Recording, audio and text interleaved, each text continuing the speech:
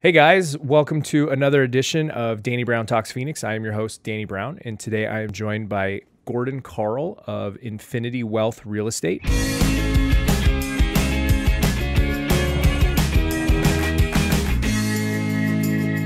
Gordon is a property manager. Welcome to the show, Gordon. Well, thank you for having me. Yeah, appreciate you being here. So why don't you tell us a little bit about yourself and a little bit about Infinity Wealth Real Estate and what you guys do? So I moved to the Valley in 2003 and moved down and actually went into commercial real estate and worked in the commercial real estate industry until 2008 when the market declined. When the market crashed, sure. And so then that's when I shifted over into property management, and I thought it would be a little bit more stable. Sure. Went to work for a couple of the larger companies, but more so doing community management versus our HOA versus individual property management as I am today. Okay. So then I was fortunate to run into Tyler Stone with Infinity Wealth Real Estate. He offered me a position at that time. Mm-hmm. And so we took it and ran with it. And I've loved it ever since. So Tyler has Infinity Wealth Real Estate, and he formed that in 2005. Okay. And he's been around. He's got his hands into multiple things. Yes, he does. So he also has Capstone Financial. So we basically cover the gamut from A to Z with lending and conventional lending, hard money lending, investment opportunities, and then the real estate company itself, which we have over 20 agents. And then we have a couple support staff as far as for the property management side of it. Sure. And so, like I said, we've got our hands into multiple assets, and it's been a lot of fun. Yeah. And we've been successful in growing the business. Infinity Wealth Real Estate, we have tried to focus more in terms of staying more boutique and trying to throw different services out to our investors. Yeah, I think as we move further, along in, society or whatever, I think boutique style real estate companies are really going to become the way of the future. I think that a lot of the easy stuff is going to be outsourced, is going to become very much reliant on technology and kind of this, automatic thing that kind of takes place behind the scenes and is super simple, where the higher level stuff where you and I will flourish is in the boutique, providing a very high level of service and providing tons of value to clients. So that's great that you guys are doing that already. That's exactly the direction that we're driving. Yeah. Now. I think we have to. I think, you pivoted in 2008 when the real estate market crashed, and I think that we're seeing that again, and companies are needing to pivot and figure out the right direction to go because the real estate market is continuing to evolve as it should. Sure. And one thing that Tyler does drive home consistently and frequently is customer service. Yeah. And that's important. That's where we're at. It's staying close. Yeah, people demand it. I mean, if you're not going to provide the service, there's, a dozen other people out there who will. So let's dive into a little bit more into the property management side of things and kind of discuss what that looks like. So why don't you tell us, a little bit more about managing residential investment properties that have tenants in them. So, you have a portfolio of homes that you guys manage who have tenants in it that are, just living in regular single family homes or condos here in Phoenix. And those homes are owned by investors and you manage the property for them. Correct? That's correct. And so when we first started, we were somewhere just under 30 homes, and now we're at 72. Okay. And there's a difference. Some investors will purchase just for that purpose of the investment rental homes. Some of our clients are homeowners who have moved to different locations and decided to keep their homes as a rental property. Yeah. And then also we have some multifamily, and we do some small multifamily. I'll say that 6 of our properties are anywhere from 3 doors, 4 doors, 6 doors. Our largest is 14. Okay. So it's like a small kind of apartment complex. Correct. And just recently, we've started just investigating or looking into some small community management, only through experience. And we're trying to stay a little bit more versatile, only because, as you know, the nervousness, with the investors and real estate and what's going to happen, and as interest rates are increasing, and where we go in what direction. And so one of the things that Tyler has done is now he has pushed me out of state. And so he said, let's get our feet wet. And in fact, that's where we got a 14-unit complex in Oklahoma City. Oh, very nice. And so what he said is, I want to experience, can we manage out of state? And so far we've been successful. Very good. It's been a challenge, however. Going in the right direction. Anything worth doing should be challenging. Sure. So, for our audience, if they are looking to purchase investment properties, and turn them into rentals, what are some of the really important things that they should think about before getting into that kind of business? Well, certainly, I mean, from a financial perspective, what you want your desired return. However, the most important thing is finding a good property manager. And what would you say to the people who think, well, I live here in Phoenix and I can buy investment properties and I can manage them myself? Again, we insulate from those. We insulate the owner from the tenant. Now, and I say this, if you want to get up at midnight and take that phone call that my toilet's not flushing, and it's not just that, it's our experience. And I like to, when I speak to new homeowners or our investment owners, I like to say to them, again, if you were going to own an NFL football team, would you go quarterback the team yourself? Right. Or do you want to hire a gunslinger? Yeah.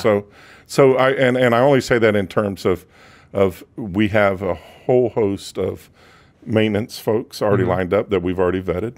Which is important. Yes, very good people. We're very close to the warranty companies. So again, we can provide warranty coverage. Meaning like home warranties? Home warranties. We also on our tenant screening. Now, again, if I would say to an owner, if you want to go to that home and show it 3 or 4 times, or 5, 6, 7 times, trying to find a good a tenant, which is a real pain, because a lot of times I've found with tenants is if they find something else, they're not super polite and call you and say, oh, hey, I know we had an appointment at such and such a time. I found something else to rent. They just don't show. So Exactly. Then go out there at 2:00 in the afternoon and wait for somebody to show, and then. Well, and to touch on, you were talking about, getting that call in the middle of the night when something breaks. Stuff doesn't break at convenient times. It breaks at the most inconvenient times. So, your air conditioners on your properties are going out in the middle of the night in the summertime. Like you mentioned, the toilet running, all these things happen at the most inopportune time. So if you're trying to manage these properties on your own, you're the one who's getting these phone calls at, 10 o'clock at night, midnight, 2 a.m. that these things are happening, and it's your responsibility as the owner to get them fixed. And don't forget Saturdays and Sundays. And 6 o'clock and 7 o'clock when you're trying to watch Sunday night football and have your downtime. Sure. Yeah. So when you're hiring a property management company, they're the ones that are really taking all of that off your plate, so that you essentially don't have to worry about it. Absolutely. And so what we've done in the past several years, 5 years, 6 years now, is I've positioned the company to where, even though all those things sound terrible, now everything's just a phone call. Yeah. Or it's quick. And then you were talking about different catastrophic, or not necessarily catastrophic, but different maintenance items that might appear. And then also, let's not forget monsoon season. When the roofs start leaking. And now when a guy's got water pouring through his ceiling, he wants his roof fixed. Absolutely. And so they don't want to wait for it. I would say to you as an owner that if you didn't want a property manager, then have fun, because you have to stay on top of it. And when you got trying to call a dozen different roofers and they're all saying, oh, I can get there in 2 weeks or 3 weeks. Sure. Now, again, we have a host of, not necessarily a host, but we have a few roofers that are aligned to us. Well, they probably give you priority because you give them absolutely regular business on a consistent basis. Absolutely. Where, me, if I need roof work and I pick up the phone and call, ABC Roofing, the first thing I pull up, they're going to schedule me 2-3 weeks out when they have availability, because I'm not as high of a priority as somebody who sends them regular business. You're absolutely correct. And also, let's not discount the fact that a good property manager, the reason you have a good property manager is so I can make you money. Now, who doesn't want to make money? Absolutely. And this is what we do. And that's why people get investment properties, is they Sure. want the cash flow. That's right. So, speaking of cash, what can someone expect to pay on a regular basis for using a property management company? So we charge 10% is our rate. 10% of what? 10% of the monthly gross. Which is the rent that's coming in? That's correct. So if the property is listed with you guys and nobody's occupying it, they're not paying for any services? So and we negotiate that in the contract, in the management contract. There are times that we will charge for vacancies. Okay. Typically, it will be 50%. Gotcha. So if you have $1,000 rent, we're going to ask for $100 a month, and then or $50 if it's vacant. Okay. Depending on the vacancy, going up front into the contract, typically we won't unless we think it's going to be a long term. So far we haven't experienced. Typically, anytime we sign a home, we're leased within 30 days, 45 days. If you have multiple properties with us, then we reduce it to 8%, or there will be some type of a discount. So I argue a lot of times with clients. I don't argue with clients, but I suggest to clients that, owning investment properties and being a landlord it's anything but passive income. You're not just putting somebody in there and they're paying rent and you're collecting this cash on a monthly basis. It takes work, even if you hire a property management company, right? Absolutely. And a great example of that is we have one of our owners has 14 properties. So now that answers a lot of the questions you asked earlier. Can you imagine this guy going to work? I mean, that's more than a full-time job. Yeah. And now you're going to come home from work and you're going to got to deal with 14 properties. Yeah. And I would argue, though, from an investment standpoint, that if you're going to get into owning investment properties, that you should own multiple. That owning just one probably is not really worth it.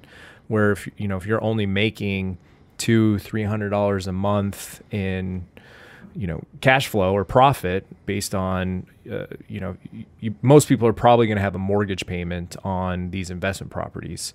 So unless they buy it outright with cash, they've got to make those monthly payments. So if you're only making a couple $100 a month, it's probably not worth it to just own one single rental property, because if something goes wrong, that couple $100 a month is eaten up like that. Could you imagine, if you have to replace an air conditioner on a house, at a cost of $3,000, $5,000, $7,000, depending on the size of the unit, and you're only cash flowing a couple $100 a month? I feel that a lot of newbie investors don't kind of think about that. So what do you guys do to kind of prepare people for the potentials, the negatives, the positives, the pros and cons of getting into investment properties? And that's an interesting question. We'll go into a new property, and let's take that as you're a new investor, or it's the investor that's moving. So sometimes those are the clients that want to hold the property to see where the market's going to go. Yeah. So or they can't cash out of it. So they'll hold it, and then once we evaluate the rent or the rent structure, then we'll look at it and say, okay, this is where you're at. Look at their mortgage payment. This is what your delta is. And so if they can make it, now if they're tight, a lot of times we'll refer them back, or say it's not worth it. I mean, we're very honest about it. That's good. And just say, and I have recently done that with a lady that it wouldn't work for her. It just absolutely wouldn't work. And in some of those situations when, say that you do go that route and nothing has broken or broke over the course of that year, most leases are about 12 months. When that person moves out, odds are they've caused damage to the interior of the home just through kind of normal wear and tear. Normal wear and tear. It can be a number of things. One of the things, and then let me go back to what you said earlier, is one of the things that a person has to think about, or one of my barometers, let's say, is when you are insistent that I need my rent by the 5th to make the payment, or I'm going to incur these bank penalties. Yeah, you shouldn't be in it. That's what a I'm good saying. rule. You need to have enough reserve. Yeah, that in case something does happen, because anything can happen, and sometimes it's out of our control. Absolutely. Well, and I mean, what if the tenant even stops paying rent? I mean, the eviction process takes time. So even if they miss their payment on the 5th, like you said, and go through the whole month, the bank doesn't care that you're not getting paid rent by the tenant. They're still going to want their money every single month. So you could potentially look, if you don't have anything in reserves, like you said, now you're looking at potentially going to foreclosure because you have a tenant in place that's not paying their rent. Absolutely. And sometimes, more than not, people are looking at the end game. If I just can sit on this property for 2 years, and and the market increases by 10-15%, then I'm in great shape. No, you got to get there. Absolutely, you got to get there, and you got to be prepared. And so, as you said, is that $100 or $200 margin is going to be real tight. All it's going to take is, like you said, that AC going out, and not even just AC. It can be plumbing. Mm-hmm. Sometimes can run into a few dollars. Hot water heater. Ceiling fan, anything. Just owning a home is an expensive thing to do, whether it's your own home or it's an investment property. And once you start owning investment properties, now not only do you have the air conditioning, the hot water heater, the stove, the dish, all those things on your own house, now you also have them on other homes. That's correct. And I sound like I'm not a proponent of owning investment properties, but that's the furthest thing from the truth. I just want people to be educated. Sure. And when you start owning 5, 6 of these items, you have no control over how the tenant is really kind of caring for them. So what can an investor do to protect themselves to make sure that a tenant is maintaining the property properly and abiding by the contract? I mean, something as simple as putting in new air conditioning filters every month. Is there something that a landlord, an investor can do to kind of protect themselves? Yes. And so obviously that's part of our position, or part of my job is, and it starts all up front with the tenant, the screening, the tenant screening, and and getting that right match. And even in our multifamily properties, I always try once again to get a good match for the neighbors. And so looking at the income, looking at the ability, looking at, and you can tell. Sure.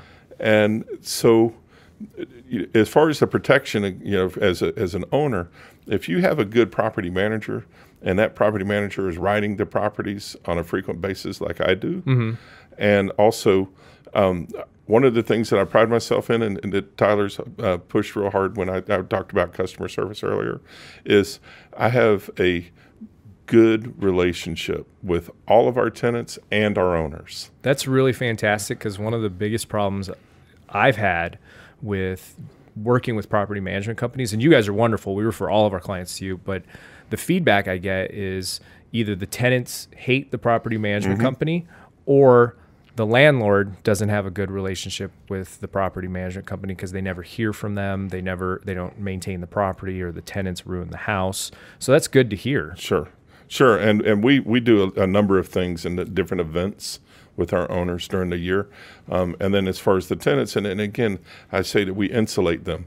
And so one thing I will never do is give a tenant an owner's number. That's good. But what we will do is, if a tenant says, hey, could I get a new ceiling fan? Okay, well, what's wrong with this one? Well, it squeaks. Okay, we'll turn it down. But no, then I'll say, let me go talk to the landlord. Sure. Or the owner. And 9 times out of 10, I can, we're successful. Not always, and then also try to evaluate, what their needs are, or the reason for their needs.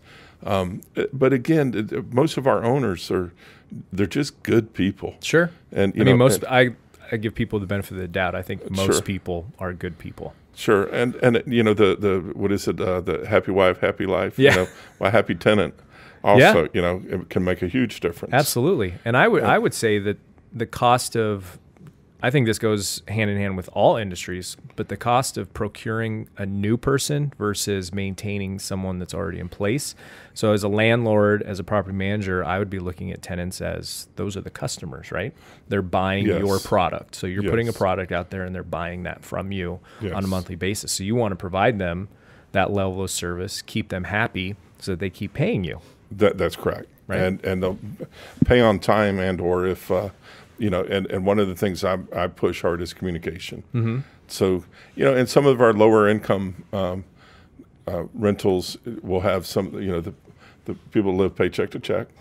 And so if the third of the month falls on a Friday, and they'll call me on the 29th or 30th and say, hey, can I pay my rent on the 3rd? Then 9 times out of 10, I'm going to be okay with that. Yeah. Because it still allows me time to get the owner his money. And the way our contract works is we try to distribute by the 10th of every month, or have the money into your account by the 10th. And so in terms of that, again, if you just keep that relationship to where they're comfortable, and then again, I'll go back to the owner and tell them, okay, they're going to be a couple days late. Mm-hmm. I don't think it's anything that we need to be concerned about. Now, if it gets out communication. If it gets out to the 10th or the 15th, then it's a whole different dynamic. Sure. That takes us into, what do we do? So we serve a 5-day notice. Okay. And with that 5-day notice, then they have 5 days to cure. And cure meaning basically fix the problem. Right. You got to pay the rent. Got 5 days to pay me. Mm-hmm. And but they need to understand too that with that there's a service fee, because there's legal fees involved. The tenant or the landlord? The tenants. Okay. So if you have $1,000 month rent, and like I always say to our tenants, if I knock on your door, that's bad. Yeah. So if I call you and say I'm going to stop by because of, to do my walkthrough or whatever, my semi-annual walkthrough, mm-hmm. that's good. And a lot of times, again, I'm always in the area and saying hello. But anyway, I'm not trying to just get distracted. But so if we knock on the door, not only is it going to cost you the $1,000 rent, it's going to cost you a $75 service fee. And then also there's an eviction that can start in that process. Okay. If they pay within the 5 days and they got to pay full, at that point there's no partial. They pay full, then they're good. If not, then the next step is to file for an eviction. Okay. We have a law firm that we use, that we keep real close, and not that we use them frequently. But, that's good. But we, and so then if we were to be served this week, if we were to get or start the eviction, typically it'd be 1 week. And so then you'll have a court date the following week. Now, anytime between the time that you're served or served with a court date and the time that your court date is, mm-hmm. you still have an opportunity to settle. Once you go to court, then you're done. Okay. Then at that point, if the owner is successful in getting a judgment, and so he'll get a judgment for all back rent, from that point, then you'll have 6 days in which to vacate. Okay. If you don't vacate, then the next step is then we bring in a constable or a sheriff, and we'll lock you out.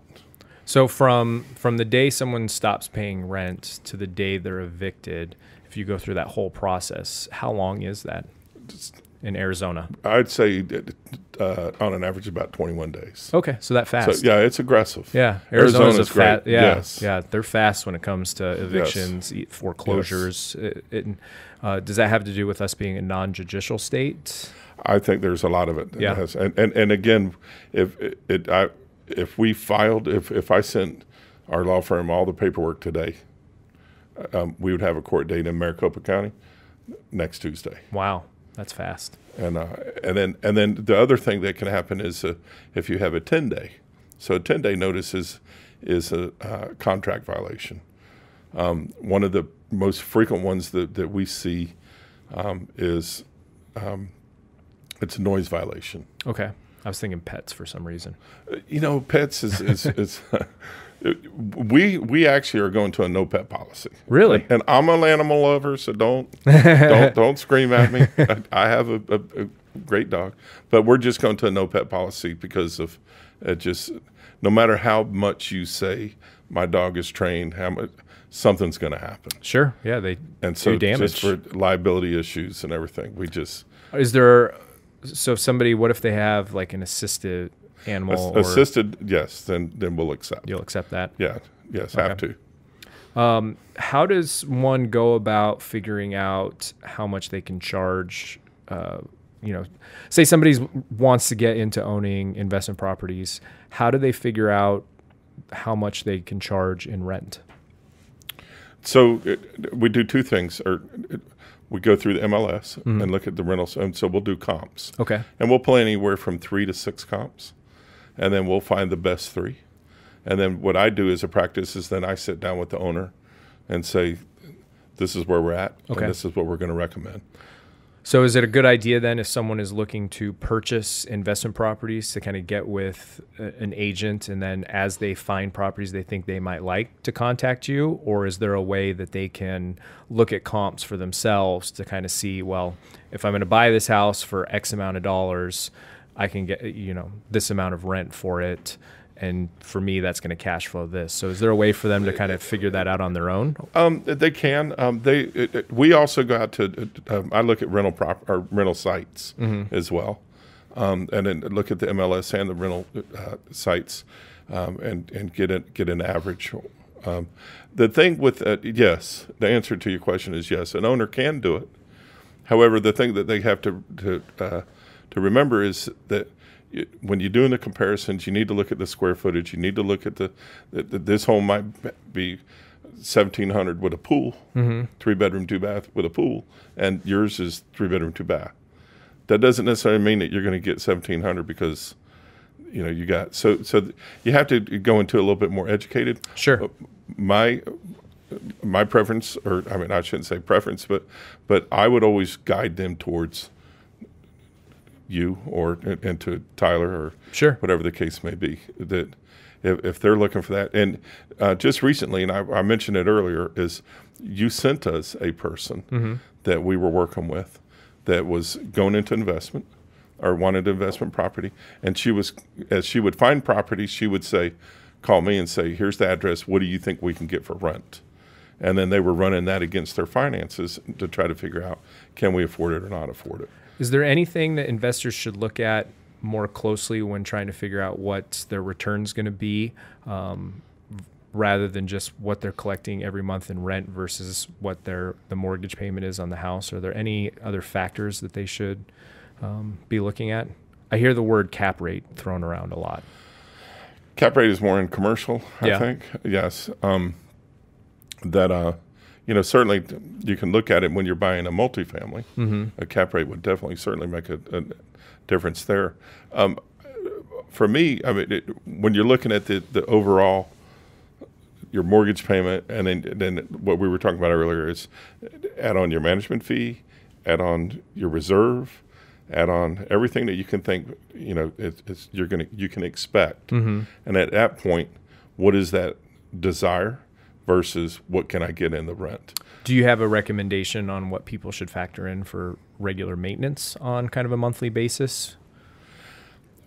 I know that can skew in one direction or the other heavily based on if something major breaks, but just for argument's sake, let's say nothing major breaks over the year, but you just have the regular maintenance on a home. What can somebody just to give them an idea of what they could factor on a monthly basis? I would say everywhere from probably 15 to 20%. Okay. I mean, that's going to give you a nice reserve. Okay.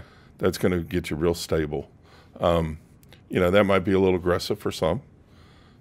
The thing, and it's almost like when you're looking at the tenant, you make the tenant or you ask the tenant to give you first and last months and security deposit. Okay, so with the owner, the same. Make sure you have that first and last, or that you have the ability to make that payment. And then when I say payment, I'm not talking about just mortgage payment. I'm talking about make sure you have the ability to put in a mortgage payment and also management fees and everything that you might, expenses that you're going to incur. That's the prudent thing to do. Absolutely. Now, whether people do that is certainly up to them. And I would suggest on top of that, basically taking anything that's left over and paying that mortgage down as quickly as possible. If you really want to get into being a successful investor and owning multiple, tenant-occupied investment properties, you want to pay those mortgages off as quickly as possible. I'm going to agree. Yeah. And, of course, I would refer to Tyler and his business on somebody like that. Sure. So what are some of the things that you guys do to market your rental properties to find actual tenants to? First, we actually have has been successful. And I've been, one of the things that when I'm out pitching new owners, it's one of the things I always say to them is that success. And it's, we go out, we have PropertyWare, which is our software, property management software. It's driven by RealPage. Once we market, once we get all the information entered, then it will disperse to 5 of your probably major rental sites. So the Zillows, the Rent.com, HotPads, I mean, it goes on and on. So it disperses across that. So we get really good coverage that way. Of course, we go to signage. And then also, signage meaning like a sign in the front yard? That's correct. Yeah. Sign in the front yard. And then also word of mouth and referrals. And we were just talking about this morning is we get a lot from just word of mouth. And there's so many times, especially in the multifamily, somebody's moving out and then, they tell their friends. Yeah, my friend's looking for a place, and so then obviously we still run them through a tenant screening. What's the screening and the background check kind of look like? It's the screening itself. So we'll check for employment and income verification. Okay. We look for, as far as the background, we're looking for felonies, prior evictions. Those are disqualifiers, and then also debt to income ratio. And so once we put all those together, then we put it into a matrix and look for the best qualification. And then do you make recommendations to the potential landlord on who they should accept and who they shouldn't? Or do you present just the facts and say, this is what they look like? So it's funny you should ask that too, because I've now gotten into a habit where I'll narrow it down to 2 or 3, usually 3, and I put it into that matrix. And then I take them to Tyler. And I don't say anything to him. And I look at these and tell me who you would pick. And he'll pick number 1, number 2, number 3. Yeah. And then I'll take them and I sit with the owner as well. Okay. And say, these are the things that we're looking for. These are the things that the reason they fall into the box. And then I talk to them also, once again, as I was speaking about earlier, I'll typically know a little bit about them as far as personality-wise. And tenants, you mean? Yes. Yeah. And then you can tell quickly. And, there's different things you can pick up. Sounds like a very hands-on approach in a very digital world, which is really kind of refreshing to hear. It's funny you say that. Old school. Yeah, right? Well, I think there's something to be said about doing stuff the old school way. So, kind of to wrap up, what sort of advice would you give to somebody that's looking to get into owning rental properties? What are kind of the first steps, and what are the things that they should really kind of reflect and think about before getting into it? Well, it's an easy answer for me. Find a good property manager.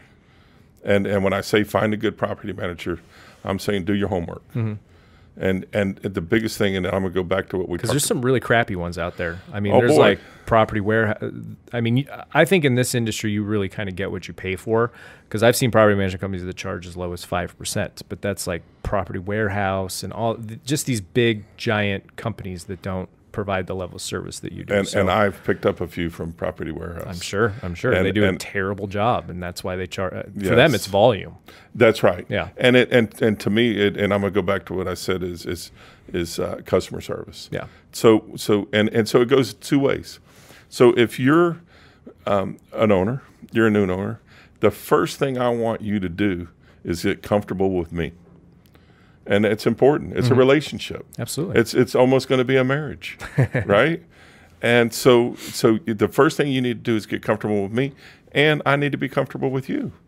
And Tyler has taught me to say no, and he's taught me to turn people down. That I just go, man, these guys are going to be a pain in the butt, So, so that's the first thing is find a good property manager. Do your homework. Like you said, don't just go for the cheapest. Don't go necessarily for the top. Go with the guy that you feel comfortable with, that you know is going to do the job. Because a good property manager can make you a ton of money. Sure.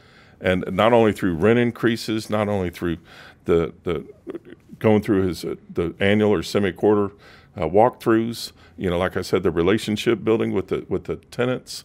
All of that stuff starts unfolding, and you can make a tremendous amount of money with a good property manager. You can also do it yourself and spend your own time. It's going to cost you a lot of time. It's and probably cost you more money in the long run, too. That's correct. So that would be the one thing I would say to an owner on what's the most important to me is be comfortable. Obviously you're going to find your financing. If you're looking for a property, you go to Myriad. If you're looking for financing, you come to Capstone Financial. Absolutely. If you're looking for property management, you come to Infinity Wealth Real Estate.